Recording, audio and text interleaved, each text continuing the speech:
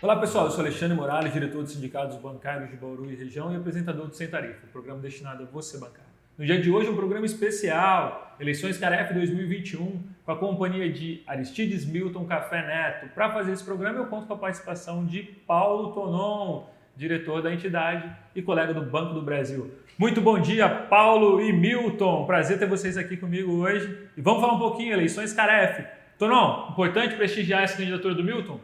Totalmente importante, né?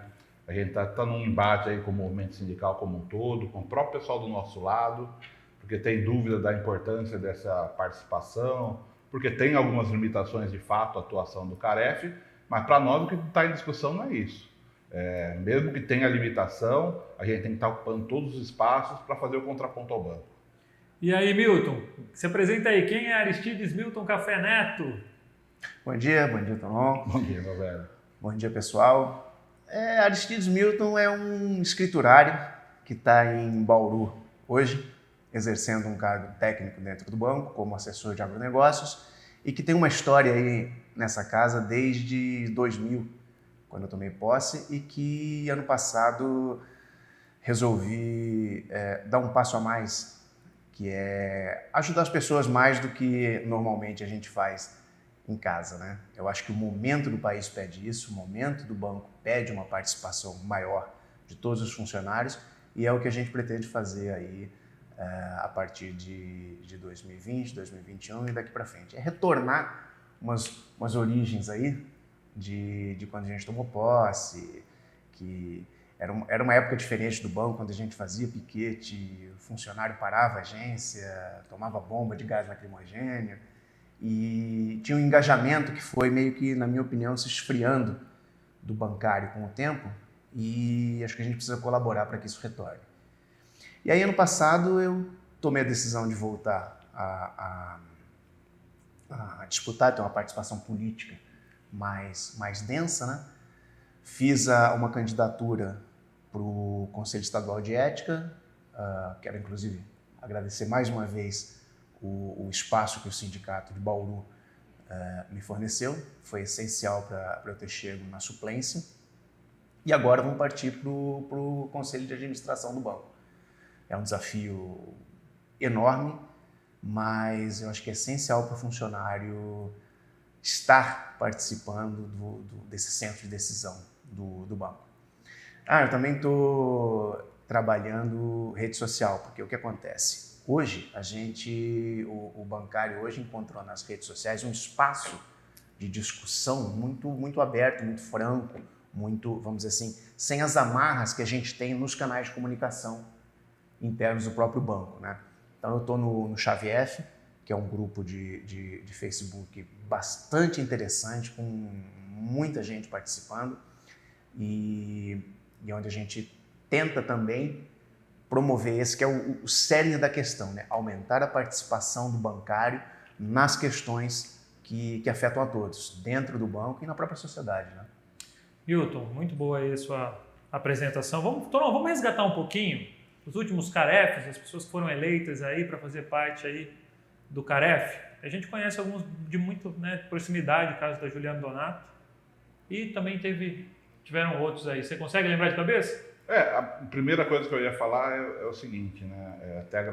Já que o Milton fez questão de falar agradecendo a gente, o inverso é verdadeiro, porque a gente precisa de gente que é de rua, que nem a gente, para estar nesse embate, né? Então a gente ficou muito feliz de ter você do nosso lado aí nessa batalha. Então, assim, estamos juntos, fazer questão de falar isso. Em relação ao Caref, a primeira Caref foi a Juliana Donato, que foi eleita pela oposição bancária, do qual a gente faz parte, né? Quem não sabe, o Sindicato dos Bancários de Bauru é um daqueles 3 sindicatos de oposição que fazem parte da FNOB e que tem uma visão diferente de mundo, né? Que pensa o sindicato exatamente como que o Milton falou aqui, né? Sindicato raiz, de rua, não burocratizado, que é o que acontece com a maioria dos locais e é por isso que os funcionários também vão perdendo a fé, né? Tem todo o discurso individualista do capitalismo que ganhou, está ganhando a discussão em relação ao coletivo, mas assim, os sindicatos têm sua responsabilidade, né? Os caras meio que tiraram a mão do governo Lula, tiraram o pé e não retomaram isso, né? Então a Juliana foi eleita. Para nós foi uma baita de uma vitória, porque ela conseguiu fazer contraposição de uma série de coisas ali na época. Ela foi até perseguida por algumas questões que ela colocou lá no Conselho. Posteriormente, ela não pôde se candidatar à reeleição porque mudaram os critérios de qualificação. É bom falar isso, cada vez mais o banco vai cortando a possibilidade do movimento sindical estar participando dessa atividade do CAREF. Não sei se o Alexandre sabe, se o colega sabe. Quem é diretor sindical não pode ser candidato e ser CAREF por tabela. Então, depois da Juliana veio o Fabiano, que teve um mandato apagadíssimo, praticamente não atuou, né? E agora quem está no conselho é a candidata que está, inclusive, à reeleição, que é a Débora, que é oriunda da Contraficult, né? E aí tem aquele problema que a gente já sabe, né? A gente tem algumas bandeiras em comum, mas você vê, 1 ano de mandato de CAREF, né? 1 ano, né, Milton? São 2. São 2, desculpa, 2 anos. E praticamente você não viu nenhuma iniciativa dela mais agressiva e que falasse diretamente com o funcionário, né? Tem uma bandeira em comum com a gente, claro que tem questão de banco público, tudo, mas é muito pouco, né? É muito pouco. E por isso a gente acha que tem que ter uma cara nova aí, diferente do que está estabelecido hoje aí, Alexandre. E aí a gente está jogando todas as nossas fichas aí no Milton. Milton, fala pra gente aí, o que é o CAREF? Eu já fui funcionário do Banco do Brasil, né? Hoje eu trabalho na Caixa Econômica, mas eu não sabia muito o que era o CAREF. Explica para mim, o que é o CAREF? A gente precisa lembrar também que nós tivemos até hoje 4 CAREFs. Nós tivemos a Débora, que é a CAREF incumbente, nós tivemos o Fabiano. O Fabiano, na época do CAREF, era um troço interessante, ele acumulava o CAREF com uma diretoria da CACI. Eu não lembrava disso, não lembrava. Teve a Juliana, que tem uma história de sangue na disputa para o banco. É uma menina que não conheço, é uma menina que sempre esteve nas lutas lá dos grandes centros de São Paulo, dos CENOPs da vida. Vamos te apresentar. E o primeiro CAREF, a gente não pode esquecer, foi o Rafael Matos. Verdade, da Contraf. Isso, exatamente. Verdade. O Rafael, ele foi o pioneiro que abriu aí esse novo desenho do CAREF, que eu vou comentar daqui a pouquinho. E ele foi eleito, foi o primeiro mandato, ninguém sabia nem o que fazia. E exerceu um mandato aí, diga-se de passagem, justiça seja feita, um mandato bastante dinâmico, bastante comunicativo.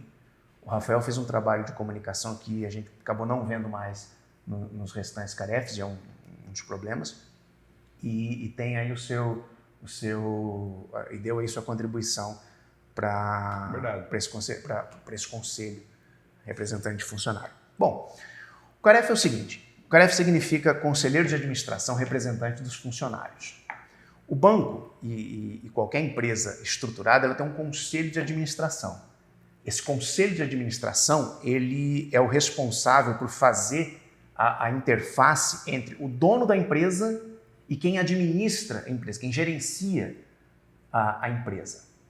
Nas empresas com ações, o conselho de administração ele é montado pelos acionistas. E nas empresas cujo acionista é o governo, a Caixa, o Banco do Brasil, a Petrobras, um desses elementos que formam o conselho de administração tem que ser eleito pelo funcionário. Então, você tem hoje no conselho de administração da Caixa, no conselho de administração da Petrobras, dentro do banco, no conselho de administração do banco, no conselho de administração da DTVM, funcionários indicados por funcionários para compor o conselho de administração. O conselho de administração, ele na verdade é quem diz o que a empresa vai fazer, o norte que a empresa vai seguir. Um exemplo nosso aqui dentro de casa é o seguinte: nossos caixas estão... É um exemplo grosseiro, tá? Mas só para a gente... Nossos caixas, por exemplo, de um tempo para cá, começaram a ser cobrados por vendas de produtos. O caixa vendendo produto é uma, vamos dizer assim, é uma ação pensada pelo conselho diretor do banco para atender uma demanda do Conselho de Administração. Qual é a demanda do Conselho de Administração? Aumento de participação em determinado mercado. Agora, essa semana, saiu a estratégia corporativa do Banco do Brasil. É aquilo que o Conselho de Administração faz. Pensar a maneira como o banco vai trabalhar. Um outro exemplo, também grosseiro, mas que é a lógica da coisa. Por exemplo, nós estamos há algum tempo já com um centralismo no cliente extremamente forte. Com a avaliação do funcionário, com o NPS, com as questões agora necessariamente você ter que entrar em contato com o cliente remotamente em função da pandemia, etc. e tal, você tem que ligar para o cara. Esse centralismo no cliente, esses mecanismos de trabalho do centralismo no cliente, seja o NPS, seja a central de contatos, ele é reflexo de um direcionamento do Conselho de Administração para aumento de participação do banco na vida financeira do cliente. Então, o Conselho de Administração de qualquer empresa, ele faz isso. Ele pensa como a empresa vai trabalhar. Qual mercado ela vai atender? Ela vai atender o mercado... O banco vai continuar atendendo o mercado de pessoa jurídica? Isso é uma decisão do Conselho de Administração. O banco vai continuar mantendo o Banco da Patagônia na Argentina ou o Bank of America nos Estados Unidos? É uma decisão do Conselho de Administração. Então, o Conselho de Administração, ele pensa o que o banco vai fazer, atendendo o direcionamento, a dinâmica do mercado, a dinâmica da indústria bancária e atendendo o controlador, os acionistas minoritários e, no caso do Banco do Brasil, os funcionários, porque tem um CAREF lá. O Alexandre, antes de passar para você, está complementando o que o Milton falou, e eu achei que ele foi extremamente didático, acho que ficou fácil todo mundo entender o que é o Conselho de Administração. Eles todas as empresas têm, né? E você que é funcionário da Caixa, pode falar da Rita Serrano, que está hoje no Conselho da Caixa. Acho importante. E como a atuação dela é diferente da Débora. Completamente. Completamente. Porque a Rita está constantemente em redes sociais, constantemente. Cada movimento que a Caixa faz, ela se posiciona, e é isso que falta na atual CAREF do Banco do Brasil, e é por isso que a gente acha que tem que trocar, né?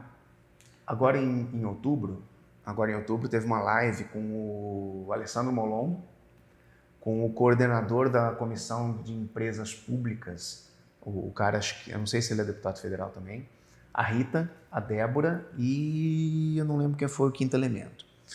Mas foi tenso. Foi tenso porque... Fica visível, né? Fica visível. A Rita tem essa característica que o Milton já falou da questão da comunicação, né? Então ela está sempre voltada a isso e isso acaba favorecendo, porque não adianta, não adianta só o CAREF participar das reuniões e não trazer para os bancários. Uma das coisas, vamos chamar assim, que mais se discute em relação ao CAREF é a questão da participação do CAREF e do poder que ele tem de efetivamente implantar sua visão e suas coisas. Olha, sem querer interromper, é isso que é o ponto de discordância com a gente em relação a algumas correntes políticas de oposição bancária que preferem se abster. Quer falar, mas tem limitação, na prática não faz nada. E não é assim, né, Milton? Não é. E eu acho que aí a gente tem que nós temos que trabalhar, vamos dizer assim, com a mesma lógica da contraparte patronal. Ora, não há diferença legal, não há diferença jurídica nenhuma entre um conselheiro de administração indicado pelo controlador, um conselheiro de administração indicado pelos acionistas minoritários e o conselheiro de administração indicado pelos funcionários. Ou seja, uma situação hipotética, já que a gente teve aquela graça de situação hipotética outro dia aí, se um conselheiro de administração dos acionistas minoritários solicita uma audiência, uma conversa, um documento qualquer a uma diretoria do banco, ele vai ser atendido. Ele vai ser atendido porque ele é um conselheiro de administração do Banco do Brasil. Se o CAREF faz essa solicitação, ele vai ser atendido da mesma maneira. Até lembrando isso, agora buscando a memória, que está cada dia pior, Na reestruturação de 2016 para 2017, eu lembro que a Juliana fez isso. Sim. Pediu documentos em relação a isso. Sim, por quê? Porque enquanto você estiver empossado, a partir do momento que a CVM te der posse e a partir do momento em que você for desligado do conselho, você tem todas as prerrogativas do conselheiro. E uma coisa que é interessantíssima e que a gente sempre que participa de qualquer disputa, a gente percebe isso. Disputa e voto é convencimento, é argumentação, é discussão. Quer dizer, o fato de você estar numa situação em que você tem a maioria e você, não significa que essa maioria vote em bloco, não significa que você não possa influenciar as outras pessoas, não significa que você não possa discutir o projeto. Ou será que o CAREF só apresenta projetos que são inviáveis, ou o CAREF só apresenta projetos que não interessam a ninguém? Eu acho que não. Eu acho que quando você tem um conselho, o conselho, tanto você pode ser ignorado, quanto você pode também trazer o conselho para discussão. É o bater chapa. É o bater chapa. Você disputa uma assembleia, você disputa uma eleição, você disputa uma posição no conselho. Se o projeto for bom, não há motivo nenhum para que ele não seja abraçado por outros. Se o projeto não for de interesse do bancário, essa situação refratária a tudo que o CAREF apresenta ou tudo que o CAREF pode fazer, eu acho que o único efeito disso é abrir espaço para quem não interessa ao funcionalismo ser empossado, que é a questão desse pessoal que brada assim independente, né? Quer dizer, que é uma questão também que não sei até que ponto faz sentido isso, mas eu acho que o CAREF ele tem condições sim de defender o que é interessante para o funcionário e o que é interessante para a empresa a despeito da composição do conselho. Eu acho que a discussão política ela existe em qualquer esfera de grupo e aí não tem como abrir mão do espaço. Abrir mão do espaço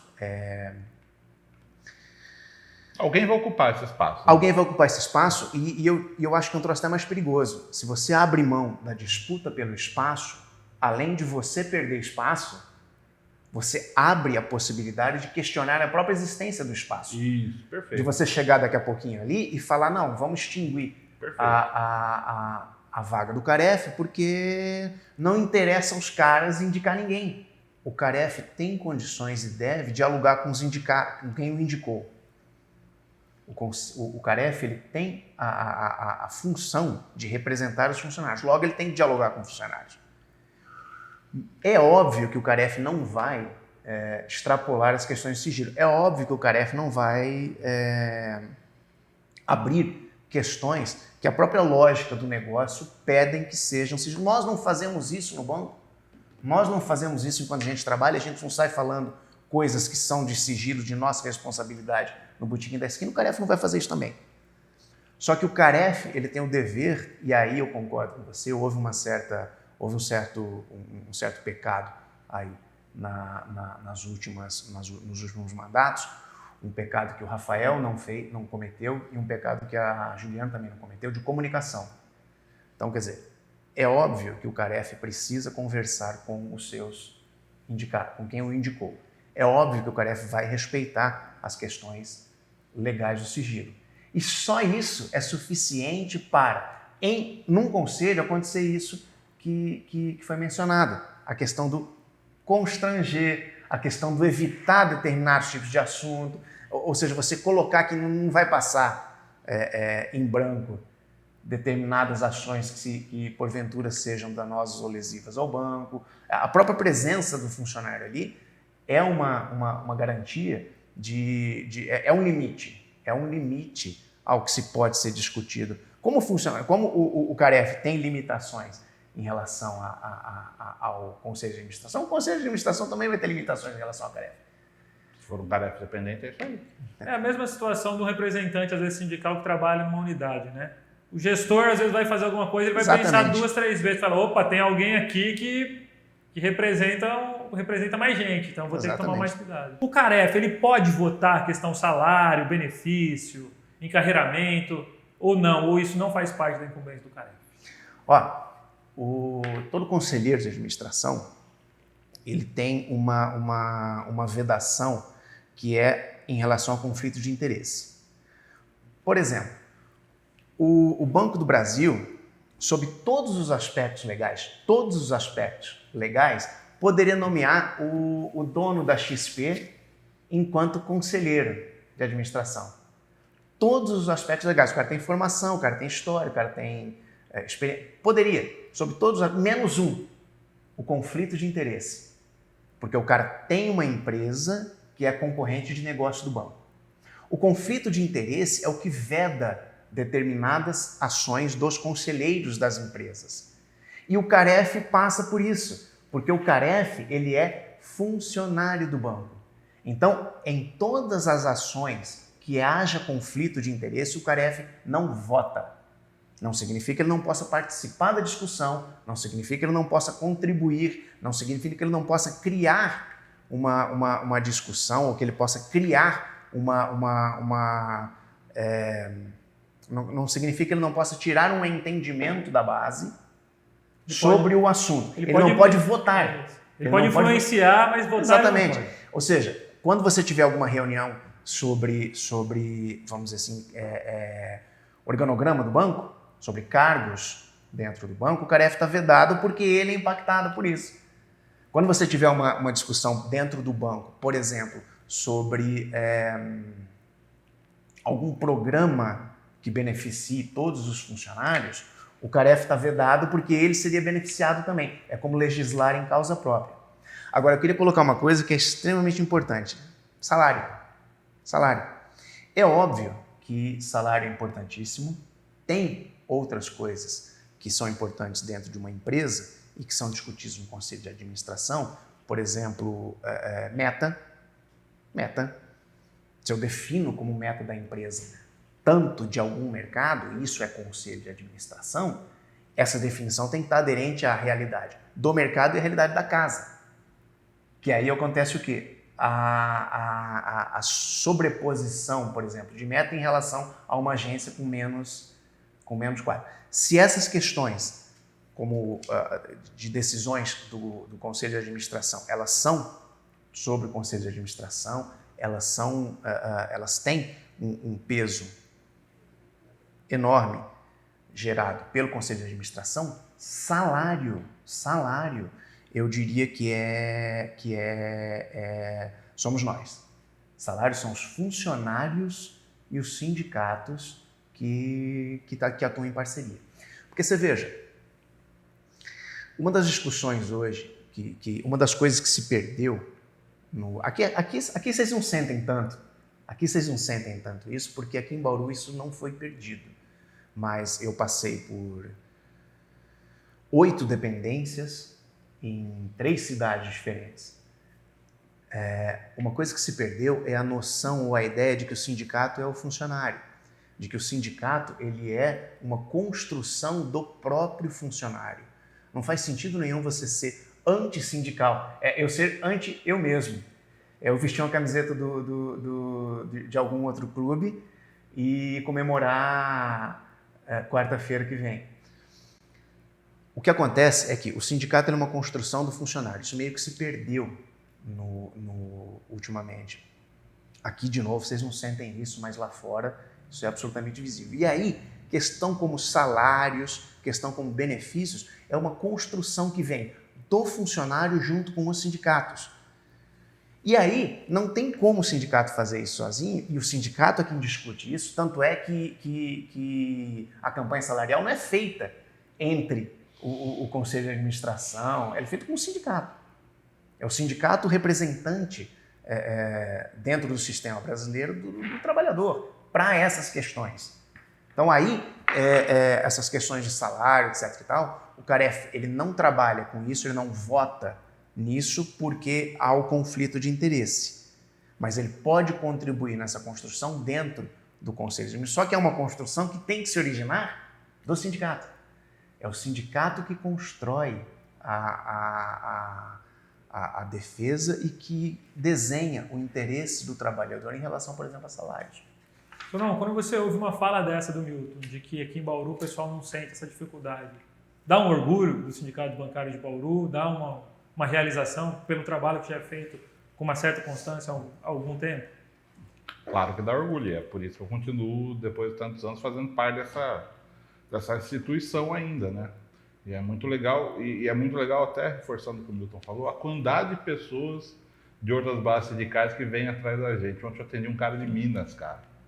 Um cara de Minas ligando, pô, ouvi falar de você, tô com esse problema aqui, até Banco do Brasil, o cara fez 70 anos e vai ser desligado por causa da reforma da Previdência que o Bolsonaro promoveu. O que dá para fazer e tal. Então é muito legal, cara. Você vê, o cara de Minas descobriu a gente aqui para ajudar ele com orientação juridicamente. Então isso é uma constante aqui. E por isso é que a gente vai ficando, né? Porque se sente sempre gratificado, né? Sem querer te interromper, já interrompendo, em função dessa campanha, e em função também do Xavier, que é o grupo do Facebook aí que a gente participa, eu acabei me tornando, vamos dizer assim, relativamente conhecido no país.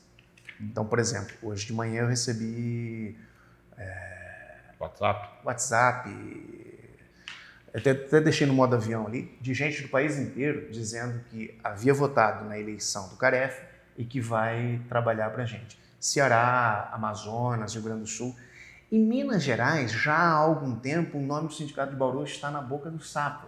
Por quê? Porque os caras de Minas têm me perguntado, eles mandam questionamentos sobre questões do banco. Eu falo, bicho, entra nesse site aqui, fala com os caras lá que eles vão, e inclusive você falou com alguns já também.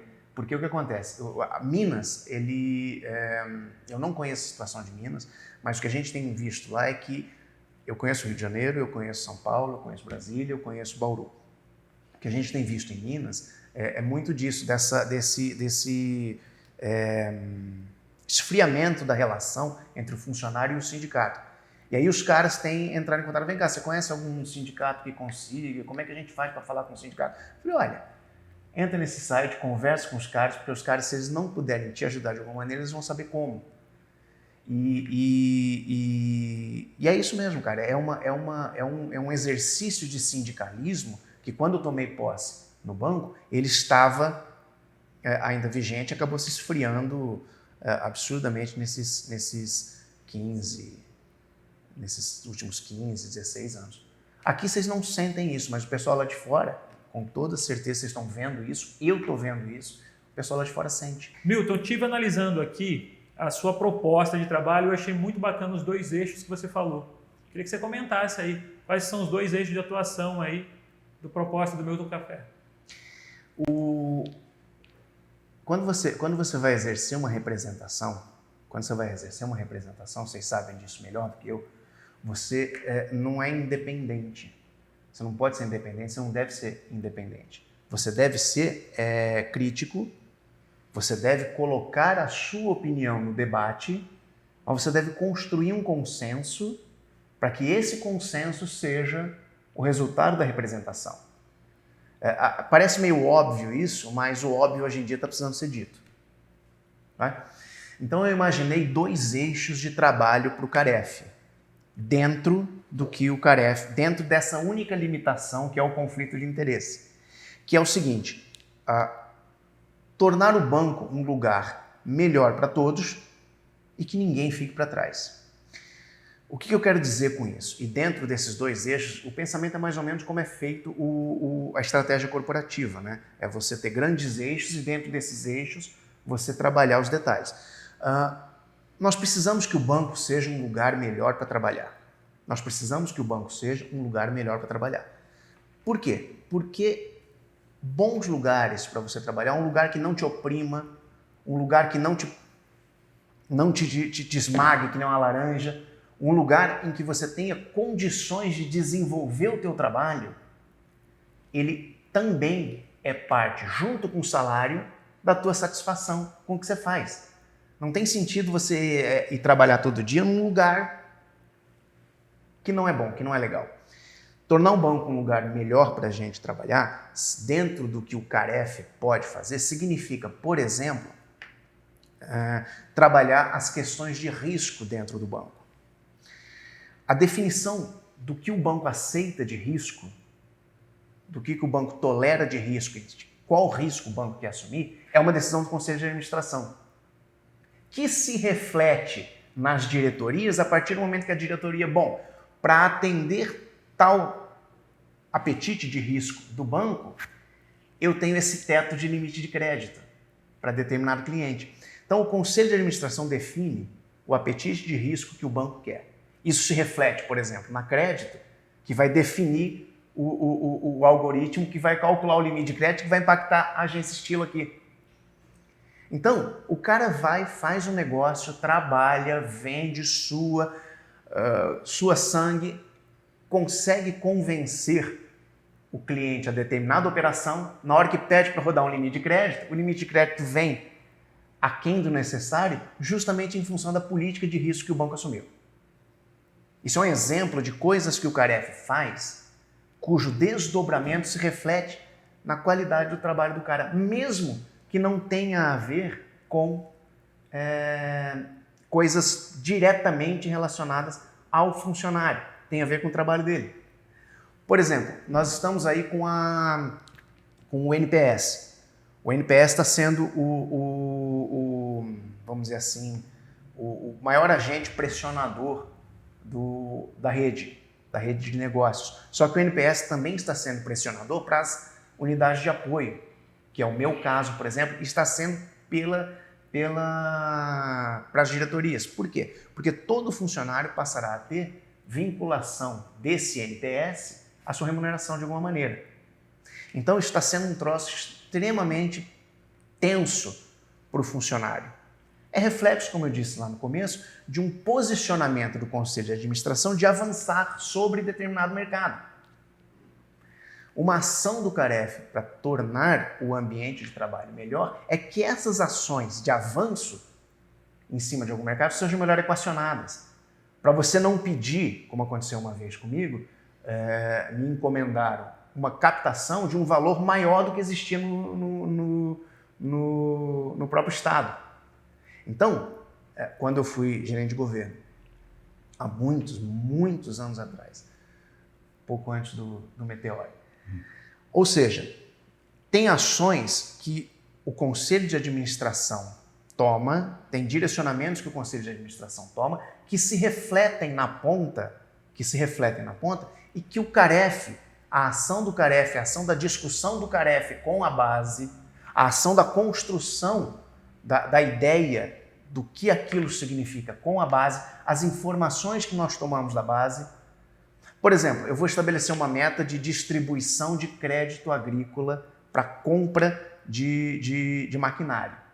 Por exemplo, vem uma meta de você tem que distribuir 100 milhões.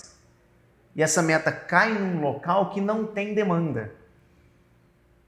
Bom, o problema, que é frequente acontecer isso. O problema é da agência, o problema é da SUB, o problema é da estadual, ou ela foi dimensionada de maneira que precisa ser revista?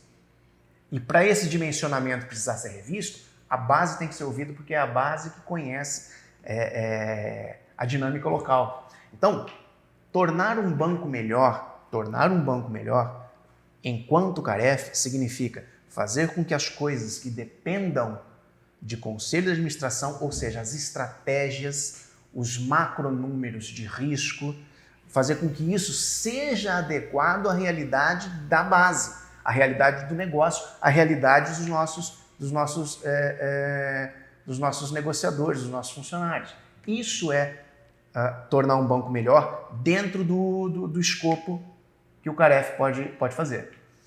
E que ninguém fique para trás, porque é o seguinte, eu acho que a gente tem que, e aqui a gente também não nota muito isso, porque a atuação de vocês em relação à visão de mundo, ela é extremamente acurada. A gente tem que entender o seguinte, o banco muda desde 1808. O banco mudou ontem, o banco está mudando hoje, o banco vai mudar amanhã. Isso é inerente à dinâmica do negócio.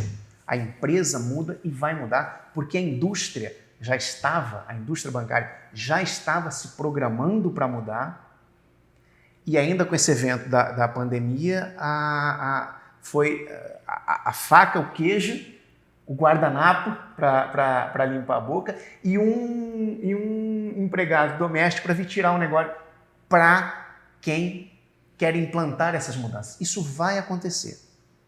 Que as coisas vão mudar, nós sabemos que elas vão mudar com muita rapidez. Nós também sabemos, nós já estamos sentindo isso nas unidades, no banco, na indústria, e nós sabemos a direção dessas mudanças. Né? Nós sabemos para onde essas mudanças estão levando. E não ficar ninguém para trás é em função exatamente de uma questão, eu poderia dizer só sobre o aspecto ético, mas não é só sobre o aspecto ético, é sobre o aspecto ético, sobre o aspecto social, sobre o aspecto político, sobre o aspecto econômico. Você não pode, nenhuma empresa pode ser violenta com o seu funcionário. Nenhuma empresa pode deixar de garantir ao seu funcionário opções. Nenhuma empresa pode chegar para o cara e falar, ó, você está em Bauru, né? Beleza, bacana. Teu próximo cargo vai ser em Chapuri. Ou tem uma vaga para você de assistente em Barão de Tefé. Tem uma vaga para você, sua vaga de pé, você tem que assumir agora dia 1º de fevereiro, é em Catolé do Rocha. Boa sorte. Como o banco fez e o sindicato de Bauru veio liminar proibindo essas transferências arbitrárias para escriturário. Ou seja, não dá para nenhuma empresa ser violenta com o funcionário. O que é ser violento? Você não dá opção. E não é nem opção, ou isso, ou aquilo, ou aquele outro. A opção é qualquer coisa baseada em o funcionário consiga ir, o funcionário queira ir e o impacto ao funcionário seja o menor possível. Mudança existe desde que o banco é banco, mudança vai continuar existindo e a gente sabe qual é a direção dessa mudança. Sabe onde vai chegar? O que a gente precisa é construir soluções para que esta mudança... Cara, mudar de mesa é um problemão. Tirar gaveta é um problema, é um incômodo. Você imagina mudar de cidade, você imagina mudar de estado, você imagina mudar de função. Ou é isso ou é a fome. Que não fique ninguém para trás é, dentro das estratégias do banco, construir soluções para que o funcionário tenha opção. Inclusive a opção de não ficar. Inclusive a opção de não ficar. A gente precisa, o banco, quer ver uma coisa?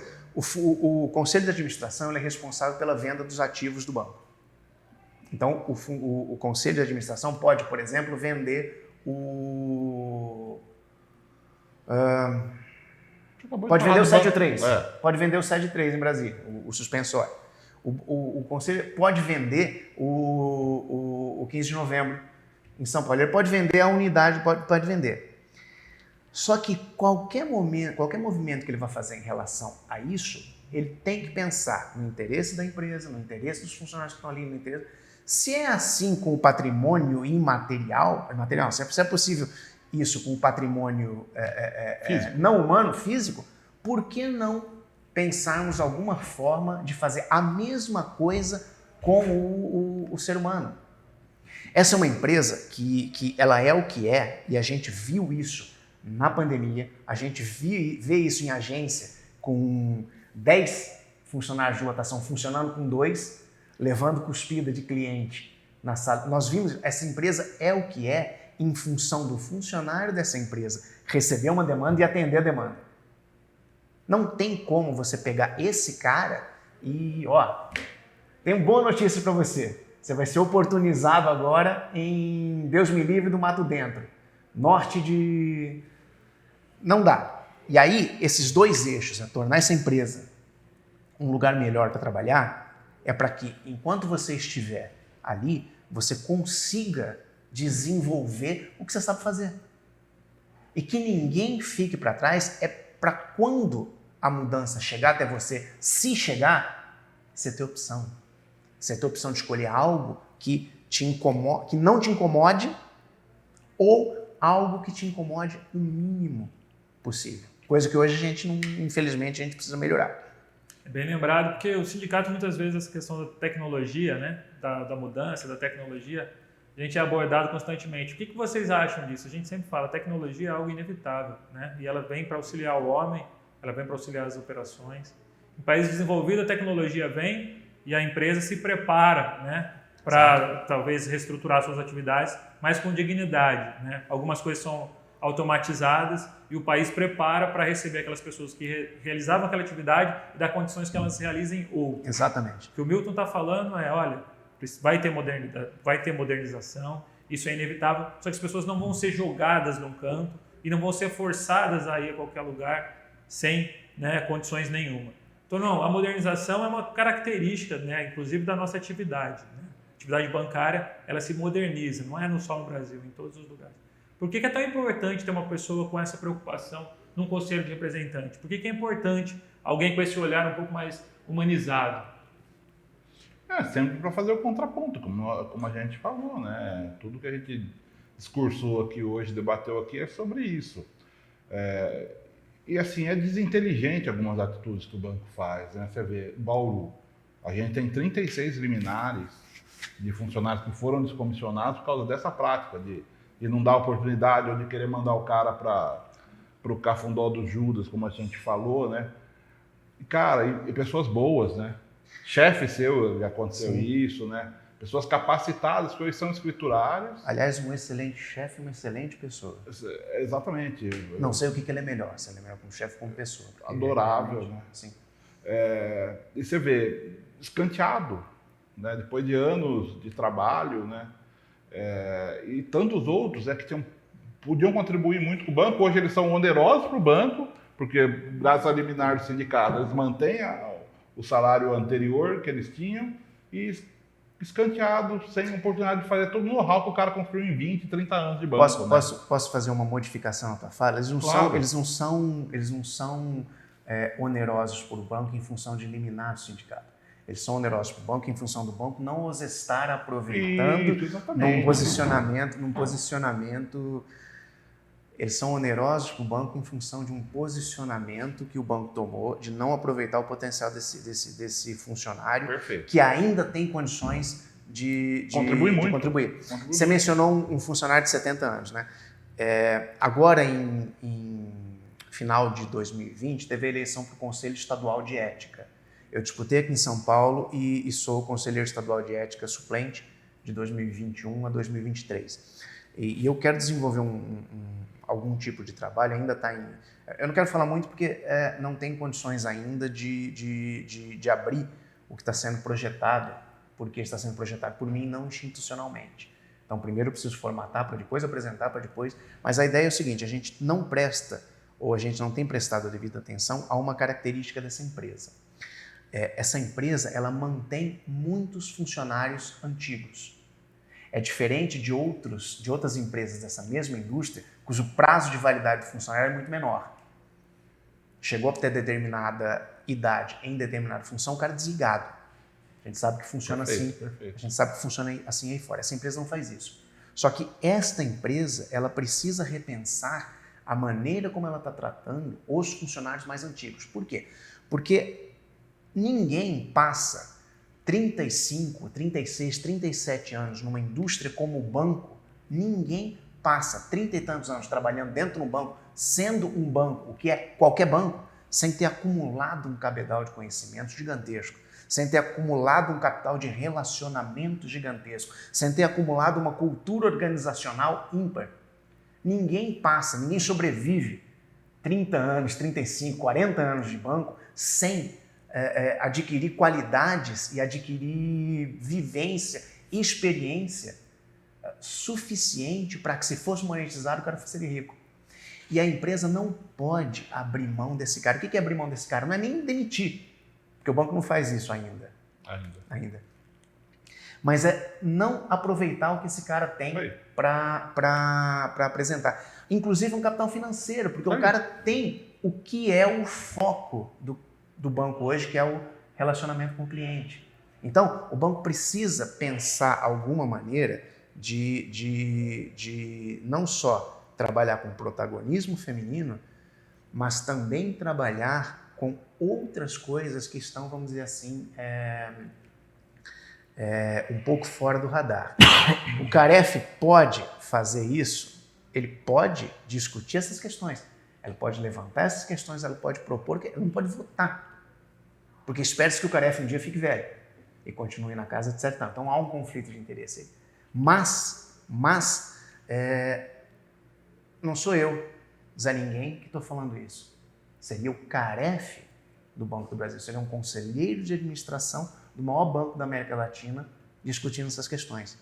Então aí a gente cai naquela questão da importância da representação, a gente cai naquela importância da marcação de espaço, a gente cai na importância de você colocar no centro do decisor estratégico a visão funcionário e todas essas questões que a gente vem conversando.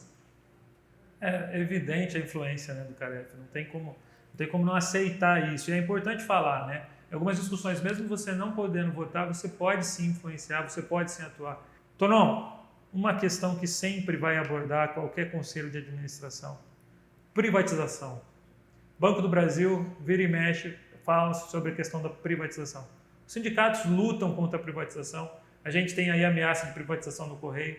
Sabe que é cada vez mais evidente também a questão na Caixa Econômica e pode ocorrer também no Banco do Brasil. O sindicato está preparado, precisa ter parceiros para pegar essa luta. E depois eu quero falar o que o Caref pode fazer contra a privatização, sabendo que o Caref não tem superpoderes, e é legal da entrevista é isso. O Milton está a todo momento deixando claro, olha, o Caref não tem superpoderes, o Caref pode ir até aqui. O que o sindicato pode fazer, Tonon? Fazer o que a gente sempre fez, né? Fazer o debate com a sociedade do quão ruins são as privatizações, das consequências que ela teve, onde já teve privatização. Hoje nós abordamos aqui a Vale, aqui, né? Tudo aquilo que aconteceu em Brumadinho é consequência da privatização, do desleixo, né? Com a preocupação só com o lucro, né? Então o papel do sindicato é lembrar, inclusive os colegas do banco às vezes esquecem, né, o que significa uma privatização, né? Ver o que aconteceu com o Santander. Qual é o pior banco que a gente tem para negociar? Isso é o Santander, né? Que os caras não redam um pé de coisas pequenas, né, cara, que poderiam ser resolvidas de uma maneira muito mais fácil. Então, assim, fora a discussão da própria lucratividade do banco para o país, né, o quanto a gente tira, a questão do fomento da economia, não, tem tanta coisa que dá para fazer. Sim. A discussão do papel do banco como banco público. Então, assim, não dá para aceitar esse discurso da banalização de privatização, como Paulo Guedes tentou fazer, né? O Bolsonaro tentou fazer através do MP para vender tudo as subsidiárias da Caixa, felizmente caducou. Então, a gente está no mesmo posicionamento de sempre nessa questão, e uma das razões de a gente estar com o Milton aqui é porque ele pensa semelhante, né? Você mencionou duas coisas, o Tonon, que eu acho que a gente tem a todo momento que ficar trazendo. Uma delas é a questão da memória. Para onde foi o dinheiro da privatização? O pessoal esquece, né? O que aconteceu. E a outra coisa é o impacto posterior da privatização. O Banespa é um caso paradigmático. O Banespa é um caso paradigmático de privatização. Porque o impacto do Banespa, o impacto ele foi imediato para o caixa do Estado, ele foi imediato para a política macro de concentração de instituições bancárias, que era a política do governo do PSDB, na época, no Estado e no governo federal. Só que isso deu ali e acabou. O que ficou são os impactos a longo prazo de um processo de privatização num país como o Brasil. E isso as pessoas têm uma tendência natural, absolutamente natural, de que com o passar do tempo elas esquecem. Um outro caso nosso, mais próximo aqui, foi a questão do governo de 1996 a 2002, onde, na minha visão, foi o período em que o banco mais esteve ameaçado de privatização, porque reuniam todas as condições para que o banco fosse vendido. E o único motivo disso não ter acontecido naquela época foi que você tinha, em quem deveria referendar a venda, que é o Congresso, uma bancada de esquerda. Tem que se dizer que quem bloqueia esse tipo de ação são as bancadas de esquerda. Além dessa bancada de esquerda, tinha os sindicatos. Os caras iam para a rua, os caras tomavam bomba de gás lacrimogêneo, os caras tomavam multa de 2 milhões de reais por dia. Então,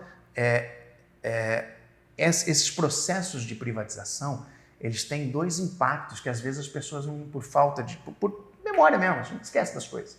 Eu esqueci o que eu tomei de café da manhã hoje. As pessoas esquecem os fatos históricos, que o impacto da privatização ele é imediato e passa. E normalmente esse impacto imediato e que passa não é benéfico para a sociedade no sentido de trazer melhores. Ah, privatizou a telefonia, agora eu tenho celular. Pô, você tem celular porque você mora em Bauru. Você tem celular porque você mora em São Paulo. Em Roraima, o cara não tem nem luz elétrica. Dificilmente ele vai ter um celular e paga R$600 de uma conta que nós pagamos R$30 aqui. Feito, então, tem como ele carregar esse celular. Então imagina, nem tem então, antena. Ou seja, agora eu tenho celular porque privatizou. Beleza, você tem celular agora porque privatizou, mas o país é muito grande. O país é muito grande. E podemos falar da pandemia. Quem que está bancando isso aqui? SUS? É o SUS. E da onde vem o recurso do SUS? Né? E aí, quem pagou o auxílio emergencial? Quem pagou o auxílio emergencial? Caixa Federal. E aí eu queria pedir um espaço para vocês, para dedicar um tempinho a essa questão da privatização do banco, porque o que eu acho? Eu acho que a gente precisa sofisticar um pouco esse debate. Já que nós estamos num mundo, num caldo cultural que promove a racionalização, que promove o fator econômico como medida de qualidade, como que um ambiente onde ao mercado se colocam qualidades que ele não tem, mas as pessoas acham que ele tem, eu acho que a gente deveria conversar um pouquinho sobre questão de privatização. Você imagina o seguinte, nós somos um país que, vocês viram agora, está aumentando o número de pessoas que estão passando fome. Está aumentando o número de pessoas na extrema miséria. De novo, vou usar uma frase que eu já falei umas 50 vezes aqui. Nós aqui em Bauru, nós aqui no estado de São Paulo, não vimos tanto isso. Mas você tem unidades da federação, você tem espaços no país, você tem brasileiros vivendo em sociedades, em locais onde você não tem mercado. Você não tem mercado porque essas pessoas não conseguem trabalhar. O cara não tem condições de dinamizar uma economia que atenda a essa lógica de mercado, de que o mercado provém porque o cara trabalha e paga. Essa lógica ela faz todo sentido numa sociedade mais sofisticada, como, por exemplo, uma Inglaterra da vida, uma Noruega da vida. Agora, no Brasil, onde você tem espaços ainda, onde uma cidade de 10 mil habitantes tem 4 proprietários de terra ao entorno que criam gado com 8 empregados. Essas pessoas nessa cidade não vivem, elas não conseguem o mínimo sem uma ação do Estado. Elas não conseguem o mínimo sem uma ação do Estado. Beleza? Bacana. Ótimo. O Banco do Brasil, ele é o agente financeiro da União. O Banco do Brasil, ele é um banco que presta um serviço essencial, como todo banco, porque as pessoas precisam de serviços essenciais. E os serviços essenciais bancários são fornecidos também, veja só que coisa, pelo Banco do Brasil e pela CEF.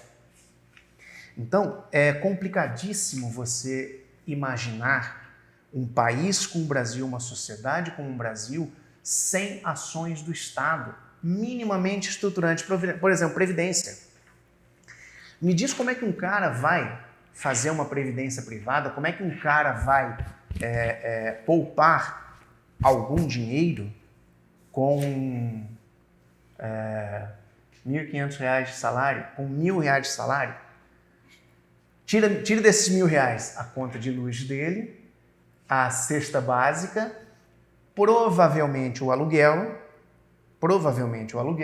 Como é que você quer gerar poupança privada numa estrutura econômica que não provém renda? Que é o que acontece. Você receber R$ 1.500, você receber R$1.000, você receber o salário mínimo R$1.100, né? Você receber R$1.100, é difícil você criar excedente aí para criar um... Como você, numa sociedade como essa, como numa sociedade como a brasileira, com a estrutura econômica brasileira, você vai prescindir de aparelhos do Estado. Essa questão do correio, o correio chega em qualquer lugar perfeitamente. Mas ele vai entregar Mercado Livre. Não, cara. O correio vai entregar, por exemplo, um remédio que o cara tenha comprado pelo SUS no posto de saúde. Quem vai levar para lá? Se não for o correio, por exemplo. Quem é que vai entregar um documento de jurídico, uma ação que o cara ganhou, ele tem que assinar um papel de divórcio, para o cara que está lá isolado num lugar onde a FedEx não se interessa aí. Mas a FedEx ela vai a que preço? A que preço? Então, num país como o Brasil, não tem como você economicamente, e vamos ficar no campo do adversário, economicamente não tem como você prescindir de estruturas do Estado no atual nível da sociedade. Primeiro ponto. Segundo ponto, esse nível da sociedade não vai mudar tão cedo. Exatamente porque a lógica que está no governo desde 2016 é uma lógica excludente, concentradora e direcionada a uma lógica de mercado que atende São Paulo, Rio de Janeiro, Minas Gerais, Rio Grande do Sul, Santa Catarina, Paraná, Mato Grosso do Sul, Goiás e Brasília. Então, numa sociedade com essa estrutura, numa sociedade que a estrutura não vai mudar tão cedo, não tem como você abrir mão de certos aparelhos do Estado. Por exemplo, o SUS. Trazer vacina para o cara comprar na farmácia. E quem não puder comprar? Vai ocupar uma UTI. Então, ao invés dele ter um custo de vacina de R$50, ele vai ter um custo de R$2.000 por dia. Quer dizer. Enfim, num país com essa estrutura, não tem como você abrir mão de determinados equipamentos do Estado. E aí é anti-lógico, porque esses equipamentos eles promovem um mínimo de giro econômico naquele local. O cara tem que ter um telefone para fazer carreto, o cara tem que ter um telefone para fazer unha em casa. Então, se você tira, e o cara tem que ter uma maquininha de cartão para receber dinheiro, o cara tem que ter uma conta em banco para receber dinheiro. Ele consegue tudo isso de graça na fintech? Não consegue. Não consegue isso na fintech, porque a fintech não chega lá no distantes dos grandes centros. E ela não interessa atender esse determinado. O cara precisa de crédito. O cara às vezes precisa de, R$1.000 para comprar um equipamento qualquer. Então, você não consegue dinamizar determinados pontos da sociedade, determinados mercados da sociedade, sem uma ação do Estado. E no aspecto econômico, Banco do Brasil e Caixa Federal são equipamentos do Estado para fazer essa ação. Segunda coisa, vamos privatizar o banco? Vamos, beleza, então, o preço é esse. Não pagam. Não pagam, por quê?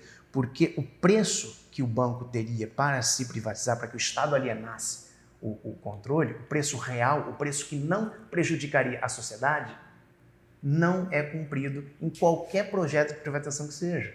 Não foi assim com a Vale do Rio Doce. Maior exemplo. Não foi assim com as telefonias. As telefônicas é um outro exemplo disso também, de privatização, cujo valor do negócio... Você não vende um negócio pelo prédio, pela torre, pela cadeira azul. Você vende um negócio pelo potencial de mercado dele. Isso, o potencial de mercado do Banco do Brasil, num banco como esse, você não tem comprador. Ou seja, qualquer ação nesse sentido fatalmente vai ser lesiva ao patrimônio da União. Tem a China. A China, não, nem a China, nem ninguém, nem eu, nem você, nem o Guedes entraria num negócio desse, gastando esse dinheiro, com a situação econômica, com a situação política e jurídica do país hoje.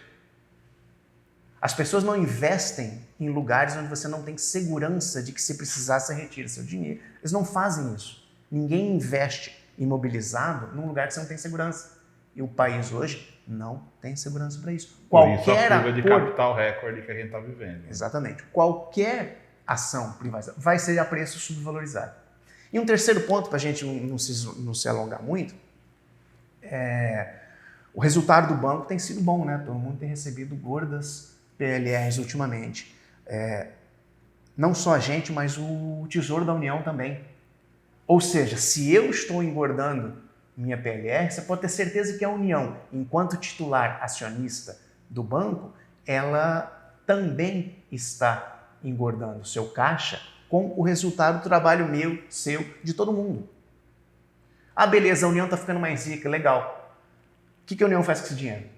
Faz simplesmente tudo. Ela paga salário de deputado, paga vinho da Marinha, ela paga viatura para o judiciário. Sim, paga, mas também paga bolsa de estudos da CAPES, também paga vacina no SUS, também furava cisternas no Nordeste.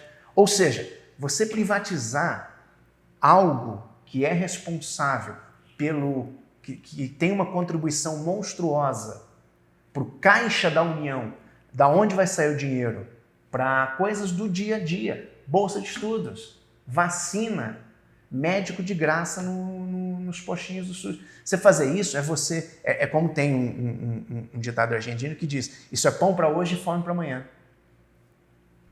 Então, não há justificativa econômica para a privatização do Banco do Brasil. E, se me permitem, essa é a minha opinião.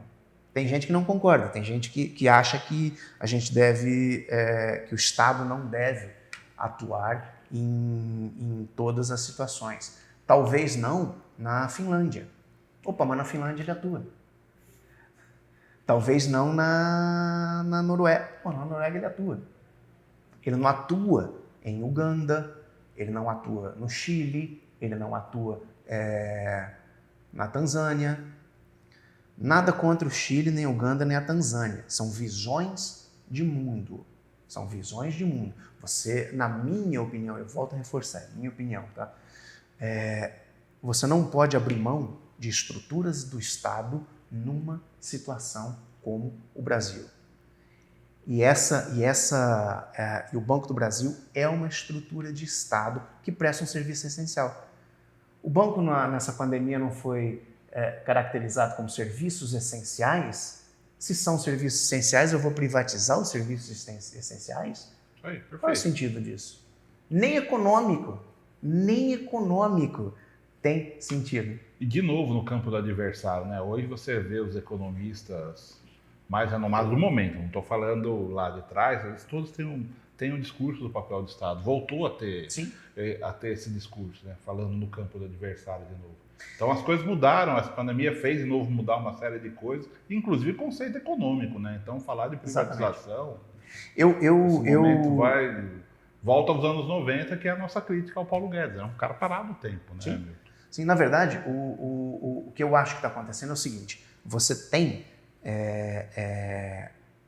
necessidade de determinada frieza em determinada esfera. O Caref ele precisa ter frieza para trabalhar com esse tipo, para trabalhar. E essa discussão econômica ela precisa ter certa frieza. Ou seja, quem efetivamente pensa progressivamente, quem efetivamente para e analisa as situações, não defende privatização. Não defende privatização na sociedade brasileira. Quem segue defendendo isso é quem ainda não parou para analisar friamente a realidade nossa, o espaço que é ocupado pela sociedade, pela economia brasileira. Ou tem interesse na privatização, como jeito da BTG Pactual, né, Alexandre? Exatamente. Doutorão, eu gostei da aula. O que você achou? Foi bom, foi aula? Foi aula. Milton. Eu sou educador do banco, né? Mas, na realidade, eu sou educador de uma coisa, que é o curso do banco. Em todo o restante, eu acho que a gente só consegue trabalhar, e a gente tem muito isso aqui no Sindicato de Bauru, a gente só consegue trabalhar conversando com as pessoas. A gente só consegue trabalhar... Eu fiquei 10 anos na rede. Eu fiquei 10 anos sendo chicoteado, cliente cuspindo em mim, tendo que vender coisas de manhã, de tarde e de noite. Na minha época, você ainda podia... o primeiro gestor ainda podia bater em você e podia te ligar 7h30 da manhã perguntando com o que é que você vai me ajudar hoje. Aí você está no ônibus indo trabalhar. Na minha época ainda era um pouquinho mais tenso. Mas enfim, eu fiquei 10 anos na rede e ali eu aprendi a ser bancário. Quando eu saí da rede, eu aprendi a ser um outro tipo de bancário, aprendi a ser funcionário de banco. E a cada vez que você sai, que você se relaciona com as pessoas, que você conversa com as pessoas, que você conversa com quem não pensa como você está aprendendo. Então, não é aula, eu acho que a gente está aqui Paulo Freireanamente aprendendo todo mundo junto. Acho que viramos voto, hein, Alexandre? Exato. Cara, eu fiquei super satisfeito com a entrevista. Foi um prazer, né, conhecer um pouco mais do Milton. Já conheci um pouco, já tinha ótimas referências, já tinha batido um papo. Mas agora, se eu fosse funcionário do Banco do Brasil, não pensava 2 vezes. Eu ia falar para ele vender o peixe dele agora no final. Não vou fazer isso, não, porque eu acho que sim, que ele mais do que vendeu o peixe dele.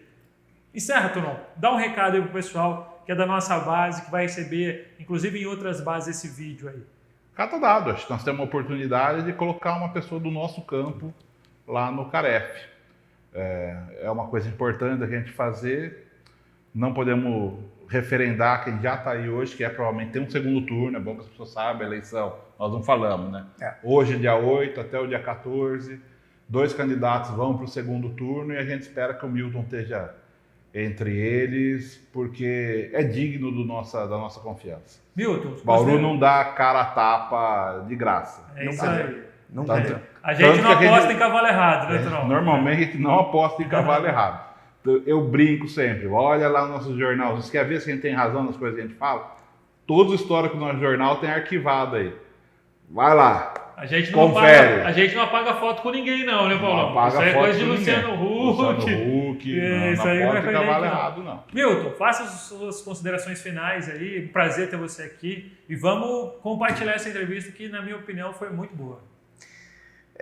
Primeiro, eu quero agradecer de novo ao Sindicato de Bauru. O Sindicato de Bauru, eu já passei por alguns outros sindicatos, isso não é mérito meu, isso é um fato.